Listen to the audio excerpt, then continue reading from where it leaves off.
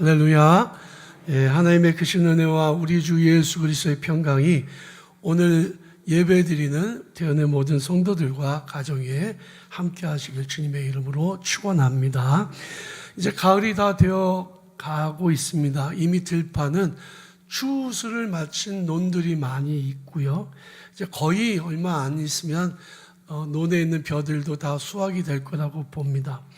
우리 교회는 11월 첫째 주일을 추수감사주일로 지키는데요. 감사를 미리 준비하셔서 뜻깊고 은혜로운 그런 추수감사절이 되시기를 바랍니다. 우리나라의 추수는 지금 다 기계식이에요. 그래서 기계로 모종을 심어 파종을 하고 그 다음에 추수할 때는 기계로 수확을 합니다. 그리고 바로 탈곡까지도 그 자리에서 이루어져서 기계를 가지고 배를 베고 그리고 곡식 나달들을 이렇게 그 쌀가마니에다 담아서 묵는 것까지 지금 현재 자동으로 하고 있죠. 근데 과거에는요 어떻게 했냐면 수확할 때면 벼를 베다가 커다란 비닐을 깔고 그 위에서 도리깨질을 했습니다. 그래서 나달들을 때려서 가라앉힌 다음에 키에다 넣고 키질을 했죠.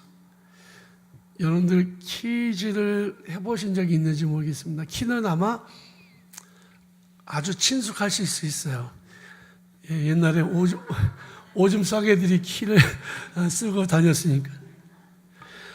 키질을 하면 쭉정이는 바깥에 날아가고 알곡은 모아지는 그런 일이었습니다. 기가 개발되기 전에는 과거에 어디서나 농산물은 그런 식으로 수확하고 그리고 탈곡을 했죠. 성경의 시대 때도 마찬가지입니다. 기계가 없으니까요. 당연히 손으로 수확을 하고 그것을 기구로 떨어서 곡식을 모으는 그런 과정이 있었는데 그렇게 하는 장소를 타작마당이라고 했습니다. 여러분 수확과 관련된 우리말이 있잖아요. 반타작했다. 그렇죠? 예상했던 것보다 절반밖에 수확을 거두지 못했다. 이런 식으로 얘기하잖아요. 타작이라고 하는 것은 곡식을 떠는 거죠. 그것을 하는 장소는 대개 그 집에서 제일 큰 넓은 땅인 마당이었습니다. 성경에 보면 타작마당이 그래서 많이 나옵니다. 타작마당은 사실은 그 신옥주라고 하는 이단이 사용을 해서 별로 뉘앙스가 좋지를 않아요. 이거를 다른 말로 바꾼다면 곡식을 떨어서 수확하는 그런 마당, 하베스트 야드라고 하는 말을 쓸 수 있겠습니다. 성경에 나오는 타작마당에 관한 많은 이야기들이 있지만 오늘은 두 곳만 살펴보면서 거기에서 있었던 영적인 사건들과 그것이 오늘날 우리에게 어떤 의미가 있는지를 한번 살펴보고 은혜를 나누기를 원합니다. 처음 살펴보려고 하는 타작마당은 기드온의 타작마당이에요. 사사기 6장 37절부터 나오는 말씀인데요. 천사가 기드온에게 나타나서 큰 용사여 하나님이 너와 함께 하시도다 너를 통해서 이스라엘 민족을 구원하실 것이다 라는 말씀을 듣고는 기드온이 이렇게 하나님 앞에 기도합니다. 제가 어떻게 이런 큰 일을 할 수 있겠습니까? 저는 보잘것없고 집안도 보잘것없는 사람이라 일을 할 수가 없습니다. 그런데 만약에 하나님이 나를 부르신 것이 확실하다면 증거를 보여주십시오라고 기도합니다. 그래서 어떤 딜을 하냐면 여러분 딜은 잘해야 돼요. 사람들끼리도 딜을 잘해야 되고 하나님과의 사이에서도 딜을 할 수 있습니다. 기드온이 자기를 부르신 하나님께 저희가 하나 증거를 보여주십시오라고 이야기를 하죠. 어떤 증거냐면 양털을 가져다가 타작마당에다 둡니다. 그리고는 밤이 지나고 새벽이 되고 난 다음에 이슬이 양털 뭉치에만 있으면 주변은 뽀송뽀송하게 말려져 있으면 하나님이 나를 택하셨다는 증거로 삼겠습니다라고 이야기를 합니다. 자기는 그렇게 대단한 능력 있는 사람도 아니고 그런 인물도 아니라고 생각했기 때문에 불가능한 조건을 건 거죠. 그런데 놀랍게도 그 다음날 새벽에 가보니까 양털에만 이슬이 다 내리고요. 주변 땅은 뽀송뽀송해요. 당시 이스라엘 땅은 이 바다와 사막에서 불어오는 그 바람 공기 때문에 한밤중이면 이슬이 비처럼 내렸습니다. 온 땅이 다 축초에 적셔져서 그것으로 농사를 지을 수 있었거든요. 그런데 양털에만 이슬이 내린다는 것은 이해할 수 없는 정말 신비한 사건이었습니다. 하나님은 그 기도원의 기도대로 약속을 이루어 주셨습니다. 정말 주변의 땅은 뽀송뽀송하고 양털에만 물이 가득했던 거죠. 그래서 짜보니까 그릇에 한가득이었다. 기도원은 한 번 더 기도합니다. 하나님, 이것만 가지고는 부족합니다. 저한테 한 번만 더 증거를 보여주십시오. 이번엔 반대로 해주세요. 양털에는 이슬이 내리지 않고 주변 땅에는 이슬이 흠뻑 적시게 해달라고 요청을 합니다. 정말 그 다음날 새벽에 가봤더니 양털은 뽀송뽀송하게 말라 있는데 주변에는 전부 다 이슬이 아주 축축하게 내려 있는 거죠. 기드온이 하나님을 못 믿었던 건 아닙니다. 기드온 하나님 믿었습니다. 그런데 무엇을 못 믿었냐면 자기 자신에 대한 확신이 없었던 거죠. 여러분, 하나님께서 여러분들을 부르셨고 여러분들을 통해서 영광을 받으시기를 원하세요. 그래서 하나님께서 나에게 어떤 부담을 주시거나 마음에 감동을 주셨을 때에 내가 일을 어떻게 해? 라고 생각할 수 있죠. 그럴 때 하나님 앞에 기도할 수 있는 거예요. 하나님, 저에게 증거를 보여주십시오. 이것이 하나님의 뜻인지 아닌지를 알 수 있게 해주십시오라고 기도하는 게 중요합니다. 여러분, 어떤 일이 딱 나에게 주어지면 그냥 내가 할게. 그리고 나서는 것보다 신중하게 기도한다는 것은 정말로 중요한 일이 아니겠습니까? 이것은 정말 신비한 경험이었고 기드온은 그래서 하나님이 자기를 쓰시려고 한다는 사실을 확신하고 헌신을 했습니다. 그리고 이스라엘 민족을 구원할 수가 있었던 거예요. 또 다른 타작마당이 있는데요. 이것은 지난 금요 밤기도회 때도 함께 나눴던 말씀입니다. 사무엘하 24장과 역대상 21장에는 같은 사건이 기록되어 있습니다. 그런데 거기 나오는 사람의 이름이 다르게 나와요. 역대상 21장에는 오르난이라는 사람의 이름으로 나오고, 그리고 사무엘하 24장에는 아라우나라는 사람의 이름이 나오는데 동명이인입니다. 이스라엘에는 동명이인이 아니고요, 같은 사람입니다. 그 이름이 다르게 불려졌을 뿐이죠. 어떤 일이 있었냐면요, 당시에 다윗이 하나님 앞에 큰 죄를 저질렀습니다. 권력을 갖게 되고 왕의 자리에 앉아 있으니까 겸손했던 그가 교만해지는 거예요. 여러분, 어떤 높은 자리에 올라가면 사람들이 겸손을 유지하기가 쉽지 않아요. 겸손해야 되거든요. 그런데 하나님은 겸손한 자를 가까이 하시고 교만한 자를 멀리 하신다고 했는데, 다윗은 왕이 되고 난 다음에 나이가 점점 들어가니까 교만해졌습니다. 그래서 어떤 일을 계획을 했냐면 이스라엘 백성들의 인구를 조사한 일을 시작을 했습니다. 사실 인구조사는 항상 해왔던 일이에요. 민수기라고 하는 이름이 뭐냐? 성경의 민수기 이름이 넘버스인데요. 영어로는 사람의 숫자를 세다라는 뜻이거든요. 사람의 숫자를 세야만 우리나라가 어느 정도 힘을 가지고 있는지를 알 수 있잖아요. 그러니까 세금도 걷어들일 수 있고 예산도 세울 수가 있는 거고, 그리고 군인들도 모집할 수가 있는 거거든요. 그런데 이번에 인구조사한 것은 딱 한 가지 목적이었습니다. 자기의 힘을 과시하기 위한 거였죠. 내가 이렇게 위대한 왕이야. 내 통치 당시에 인구가 이렇게 늘었어. 그것을 자랑하기 위한 것이었습니다. 다윗은 하나님께서 도와주셔서 이스라엘 왕이 될 수 있었고 그렇게 위대한 일을 할 수가 있었는데 교만해진 거죠. 그랬더니 하나님께서 진노하셨습니다. 그리고 선지자 갓을 보내셔서 세 가지 재앙 중에서 하나를 선택하라고 말씀하십니다. 첫 번째 재앙은요, 3년 동안 이스라엘 땅에 비가 내리지 않아서 기근이 임하는 거예요. 또 하나는 3개월 동안 다윗이 적들에 의해서 도망을 다니는 거죠. 또 한 가지는 3일 동안 이스라엘 땅에 전염병이 도는 겁니다. 어떤 것을 선택할 거냐? 그런데 3년이란 기간은 너무 길잖아요. 얼마나 힘들까 짐작조차 되지 않아요. 3개월은 그보다 짧지만 다윗은 싫었습니다. 왜냐하면 자기가 사울왕에게 쫓겨다녔던 세월이 얼마며 자기 아들 압살롬에 의해서 쫓겨다녔던 그때의 그 고통을 기억하기 때문에 이렇게 말하면 내가 사람의 손에 떨어지지 않고 하나님의 손에 떨어지기를 원합니다. 그리고는 3일 동안의 전염병을 선택했는데 이게 웬걸? 전염병이 시작되자마자 이스라엘 땅에서 7만 명이 목숨을 잃었습니다.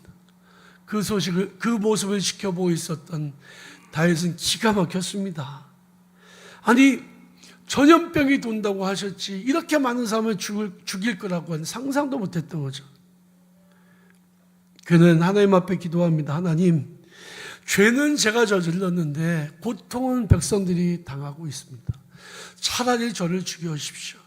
제가 잘못했습니다라고 회개 기도를 해요. 그랬더니 어떤 일이 일어났냐면요, 하나님께서 다시 선지자 갓을 다윗에게 보내십니다.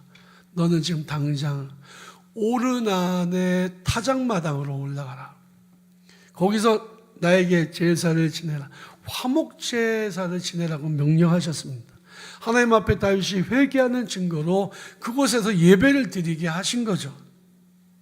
다윗은 사람들 이끌고 오르난의 타작마당을 올라가고 있는데 그 순간에 오르난이라는 사람의 눈에 환상이 보였습니다. 아주 크고 무서운 천사가 큰 칼을 빼들고서 서 있는 모습을 본 거예요. 그 천사가 지금 뭐하고 있습니까? 이스라엘 땅에 전염병이 돌게 해서 사람들을 죽이고 있는 거죠.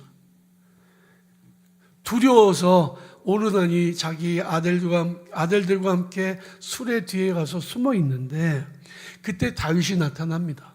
다윗이 말하기를 내가 당신의 땅을 사야 되겠다. 이곳에서 내가 하나님 앞에 예배를 드려야 되겠다고 말합니다. 오르난이 말하기를 어찌 왕에게 이걸 팔겠습니까?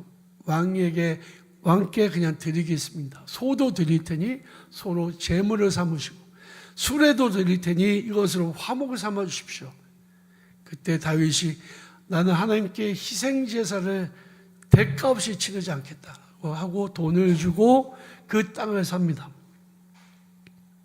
다윗이 그곳에서 하나님 앞에 화목제사를 드렸더니 그 땅에 있었던 모든 전염병이 사라지고 죽어가던 사람들이 살아났습니다. 하나님은요, 오르난의 타작마당에서 드린 다윗의 예배를 받아주셨던 거죠. 그곳에서 회개도 이루어졌고요, 하나님의 용서도 이루어졌고요, 구원의 역사도 치유의 역사도 그곳에서 일어났던 것입니다. 저는 오늘 두 타작마당을 살펴봤는데요, 어떤 일이 있었을까요? 기도도 있었고 예배도 있었고 하나님의 응답도 있었습니다.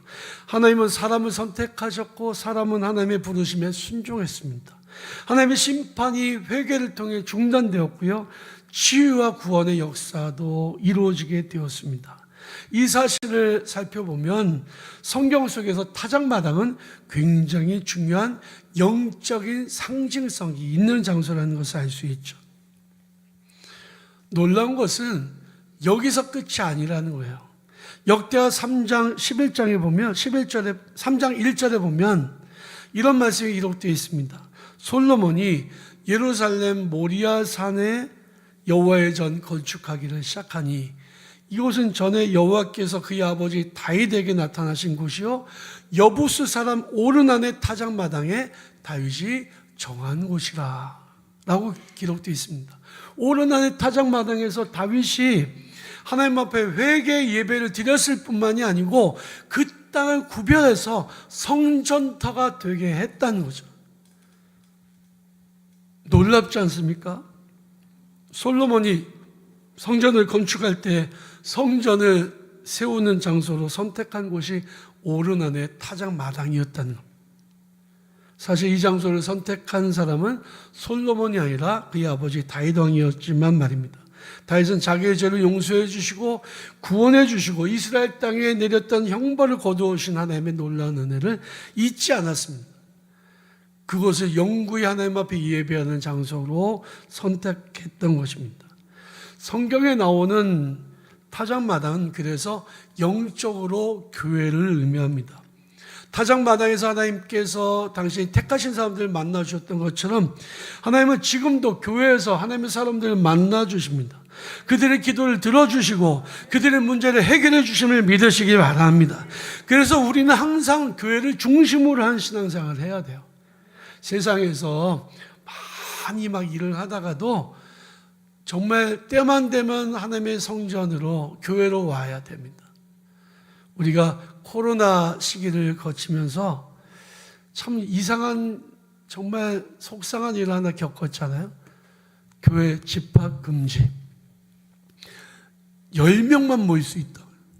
마스크 쓰고 10명이서 나머지는 온라인 예배 드리고. 그런 어려운 시기를 보냈다 보니까 코로나가 끝났는데도 불구하고 사람들이 교회에 오지 않습니다. 믿음이 없는 사람은 다 떨어져 나갔어요. 우리 교회도 한 20분 정도가 그 이후로 안 나오세요. 이거는 굉장히 위험한 겁니다. 사탄이 가장 좋아하는 게 뭐예요? 성도들로 하여금 예배 못 드리게 하는 거, 교회 못 가게 하는 거죠. 역대상 7장 14장에서 역대 7장 14절에서 하나님 말씀하시기를 내 이름으로 일컫는 내 백성이 스스로 자기를 겸손하게 낮추고 그리고 이곳에 와서 내게 기도하면 내가 그들의 기도를 들으시고 그들을 치유하고 그 땅을 고칠 것이라고 약속하셨습니다. 교회는 그런 장소거든요. 하나님이 우리를 만나주시는 장소예요. 우리가 하나님을 만나는 장소예요. 우리 기도가 하나님께 올라가는 장소예요. 그러니 우리는 항상 교회 중심의 신앙생활을 해야 되는데 교회가 옛날만큼 그렇게 대단하게 느껴지지도 않고 교회를 떠난 사람들이 많다는 거죠. 여러분, 우리는 다시 교회로 돌아가야 합니다. 다시 교회 중심의 신앙생활을 해야 합니다. 세상에서 지치고 힘들고 약해지고 실패할 때에 언제든지 주님의 교회로 돌아갈 수 있어야만 합니다. 역대하 7장에서 하나님 약속하시기를 만일 전쟁이 나서 사람들이 고통을 겪게 될 때에 적들이 쳐들어와서 백성들이 고난을 겪게 될 때에 만일 내 이름으로 일컫는 내 백성이 교회에 와서 기도하면 내가 적들을 물리치고 그 땅에서 적들을 내쫓을 것이다. 만약에 백성들이 질병으로 인해서 전염병으로 인해서 고통을 겪고 죽어가게 되면 그들이 성전에 와서 기도하면 내가 그들의 기도를 듣고 그 전염병이 사라지게 할 것이다. 그들을 치유할 것이라고 약속하셨습니다. 하나님은 교회에서 기도하는 당신의 백성들을 만나 주십니다. 그러므로 우리의 신앙생활에 가장 중요한 목표가 있다면 교회에 오는 거예요. 교회 와서 예배 드리는 것이 되어야 합니다. 그러므로 교회 중심의 신앙생활하는 성도들이 되시기를 바랍니다. 오늘 본 말씀에 또 다른 타작마당이 나와요. 이 타작마당은 언제냐? 바로 심판날에 이루어질 하나님의 심판의 자리예요. 성경은 말씀합니다. 영접하는 자 곧 그 이름을 믿는 자들이 하나님의 자녀가 되는 권세를 주셨다. 누구든지 예수님을 자기의 구주로 영접하면 그 사람을 멸망치 않고 영생을 얻게 된다고 약속하셨습니다. 구원받는 사람은 양의 무리에 있고 심판받는 사람들은 염소의 무리에 있다고 말씀하고 있고요. 그리고 구원받는 사람은 알곡이고 그리고 심판받는 사람들은 쭉정이라고 성경은 말씀하고 있잖아요. 예수님 비유를 말씀하셨잖아요.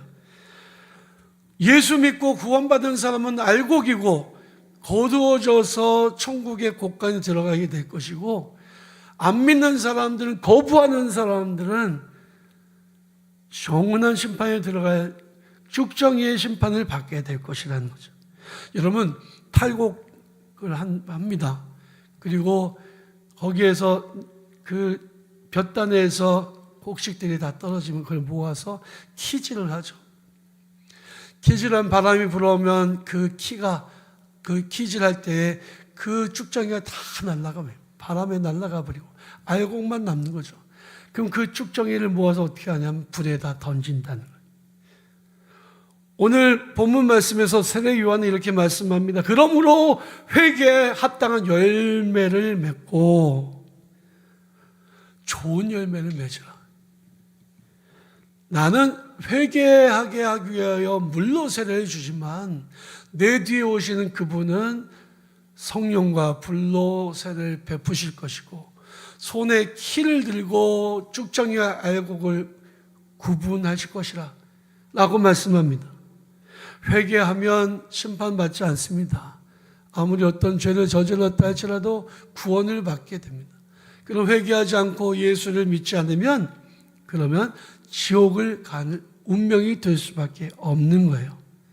하나님의 심판의 때에 교회가 아마 그 타작마당이 되지 않을까 생각합니다. 교회는 하나님의 구원을 누리는 장소이고 하나님의 은혜를 받는 장소이며 동시에 심판의 때는 선인과 악인을 구분하는 그런 기준이 될 것입니다. 우리가 아무리 가진 게 많아도 그것은 결국에 먼지에 불과해요. 팝송 중에 Dust in the Wind라고 하는 노래가 있습니다. 혹시 아시는 분들이 계실지 모르지만 그 노래 가사가 그래요. 당신이 아무리 많은 것을 가지고 있어도 바람이 불면 날려 없어져 버리는 먼지와 같습니다. 우리 인생은 그런 거죠. 아무리 가진 게 많아도 바람이 불어오면 흔적조차 남지 않는 먼지 같은 존재가 우리예요. 그러나 우리가 예수 믿고 구원받으면 그럼 우리는 주와 함께 왕노릇하는 축복을 누리게 될 것입니다. 하나님은 사랑이 많으신 분이시지만 동시에 공의의 하나님이시라.